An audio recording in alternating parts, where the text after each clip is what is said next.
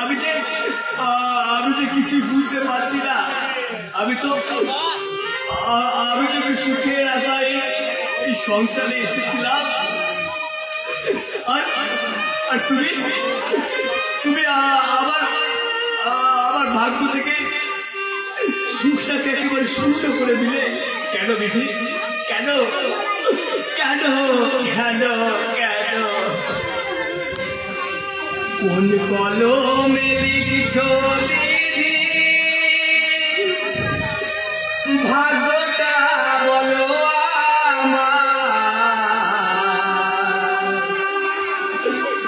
আমার সুখ লেখার কালে ছিল না বুঝি তোমার। দু চোখেতে কোথা থেকে আসে এত জল? এক জীবনে এত দুঃখ সইব কেমনে বল? এক জীবনে এত দুঃখ সইব কেমনে বল? কোন কলমে লিখছ বিধি, ভাগ্যটা বলো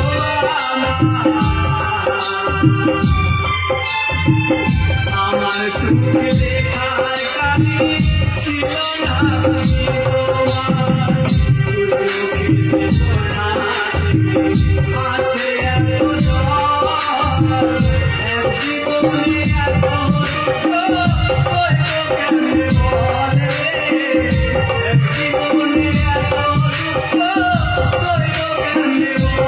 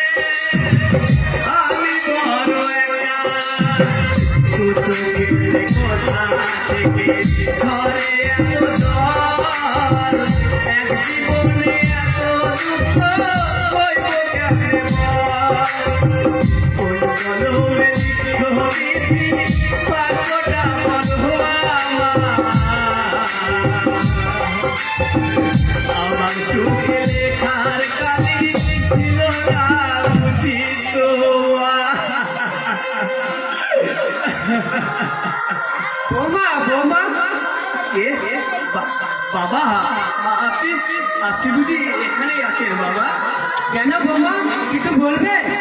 আমাকে একটু কলপারে পৌঁছে দেবেন বাবা?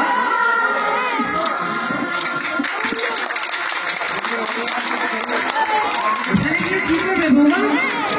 মায়ের কাপড়গুলো একটু পরিষ্কার করে দিতাম বাবা। তার জন্য তো বাড়িতে কাজের লোক আছে। আমি যে এবারে বউ বাবা, এইসব কাজ তো আমাকেই করতে হবে। এ বাড়ির বউ হয়ে এই অন্ধ চোখ নিয়ে এসব কাজ তুমি কেমন করে করবে বৌমা? তাছাড়া তোমার শাশুড়ি যে এত অপমান করে, তবুও সে একটু দোষ করলে মা তো শাসন করবে। তাই বলে কি আমার রাগ করলে চলে বাবা? বৌমা গো, যতই তুমি এবারে বিয়ে হয়ে থাকার চেষ্টা করো না কেন বাবা, ওই পাতানি ডায়েরিতে কোনোদিনও তোমার মা হওয়ার চেষ্টা করবে না বাবা, কোনোদিনও তোমার মা হওয়ার চেষ্টা করবে না। খবরদার বাবা, খবরদার, মায়ের নামে অমর কথা আপনি বলবেন না বাবা, কোনোদিন বলবেন না। ভুল হয়ে গেছে বৌমা, ভুল হয়ে গেছে।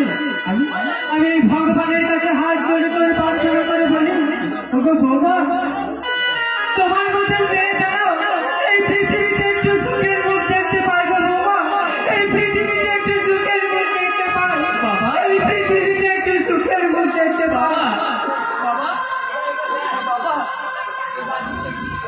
আবার আমার জন্য ওই সহজ সরল মানুষটা চোখে জল এসেছে। বাবা গো, আমার আমার জীবনটা যে দুঃখ দিয়ে গড়া বাবা, আমার জীবনটা যে দুঃখ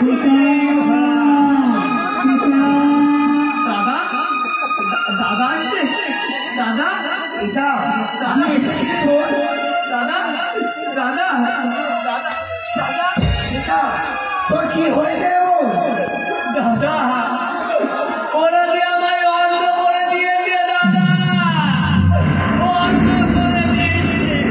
না, এ হতে পারে না সীতা, এই জীবন দাঙ্গলের একমাত্র বোধ আজ দৃষ্টিহীন অসহায়। এটাই তো নিয়তির পুরস্কার গো দাদা, এটাই তো নিয়তির পুরস্কার।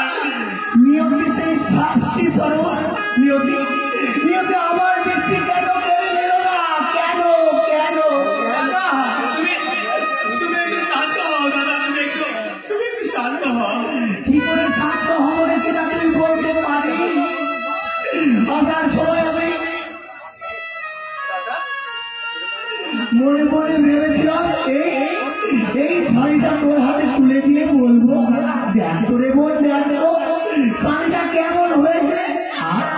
আর তুই আমার হাত থেকে কেড়ে নিয়ে বলতি দারুণ হয়েছে দাদা, শাড়িটা দারুণ হয়েছে।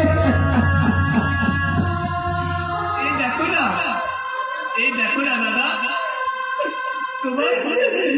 তোমার আনা শাড়িটা আমি পরেছি গো দাদা, আমাকে কেমন বানিয়েছে বলো না দাদা, বলো না কেমন বানিয়েছে, বলো না, বলো না দাদা, বলো না, বলো না। এসব কথা বলে তুই আমাকে বলাতে পারবি না সেটা, এসব কথা বলে তুই আমাকে বলাতে পারবি না।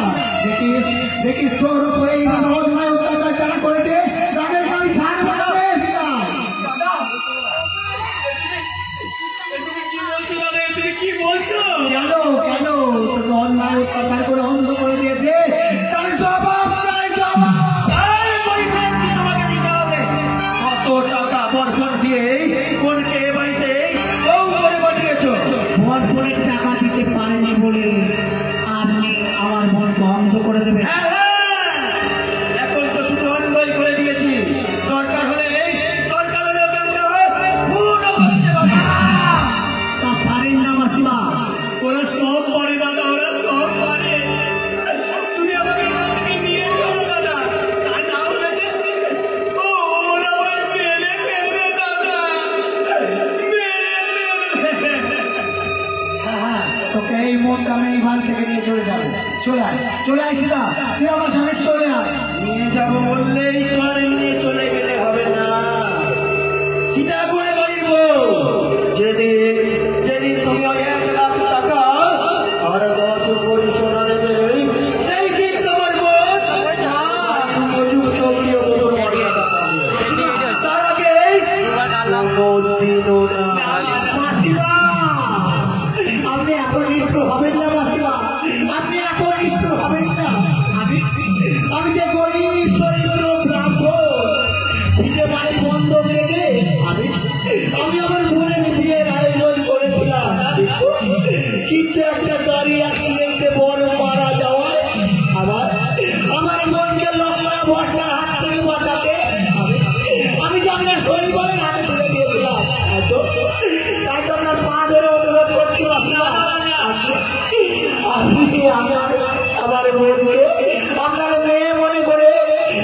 আপনার পথে শোনাই চাই।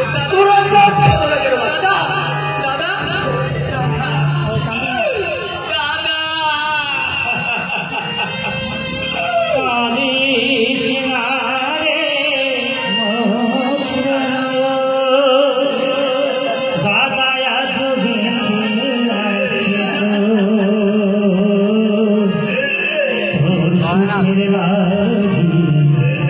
জীবন দিতে রাজি যদি হায়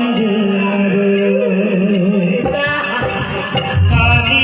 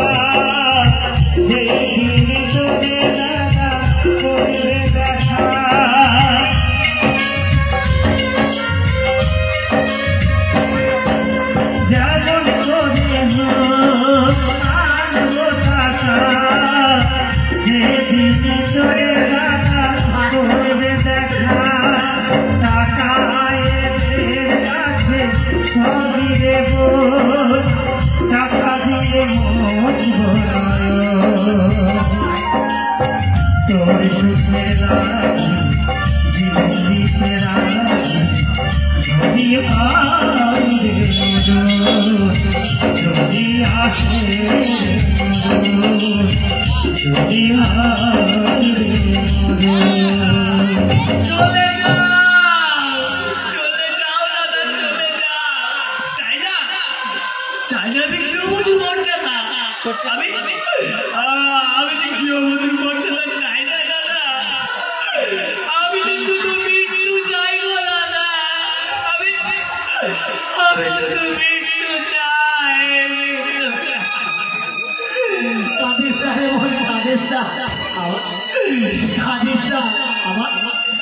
আমার দেহের শেষ রক্তবিন্দু দিয়ে আমি তোমাকে করবো 1 লক্ষ টাকা।